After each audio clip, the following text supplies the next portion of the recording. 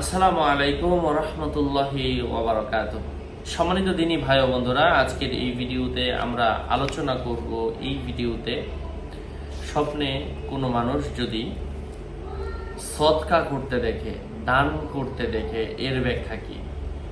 আলোচনা বুঝতে সাথেই থাকবেন। যারা এখনো চ্যানেলটি সাবস্ক্রাইব করেনি, ভেরিফাই চ্যানেলের ডিসক্রিপশন বক্সে ক্লিক করলে পেজ এবং আইডি আসবে। চ্যানেলটি সাবস্ক্রাইব করতে ভুলবেন না। নাম ছবি দেখে বিভ্রান্ত হওয়া যাবে না। প্রত্যেক ভিডিওতে কিন্তু আমি সাবধান করি, সতর্ক করি। যাই হোক, স্বপ্নে কোনো মানুষ যদি সদকা করতে দেখে, দান করতে দেখে, সে ধন প্রাপ্তির আলামত, সে সম্পদশালী হবে।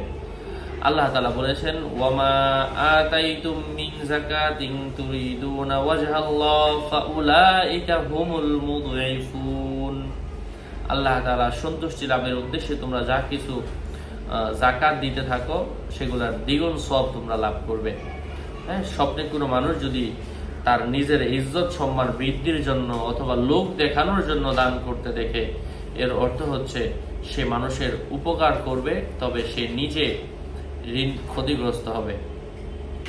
কোনো ব্যবসায়ী মানুষ যদি বেশি বেশি দান করতে দেখে, আল্লাহ সুবহানাহু ওয়া তাআলা তার ব্যবসার মধ্যে বরকত দান করবেন। স্বপ্নে কোনো মানুষ যদি দেখতে পায়, কোনো পেশাজীবী মানুষ যদি দেখে সে দান করছে, এর অর্থ হচ্ছে তার নিজের পেশার মধ্যে উন্নতি হবে, আল্লাহ তাআলা বরকত দান করবেন। কোনো মিসকিন মানুষ যে নিজেই অভাবী, সে যদি কাউকে দান করতে দেখে, আল্লাহ পাক তার অভাব দূর করে দিবেন। কোনো দুশমনকে যদি আপনি দান করতে দেখেন, এর অর্থ হচ্ছে তার সাথে বন্ধুত্ব সম্পর্ক স্থাপন হবে।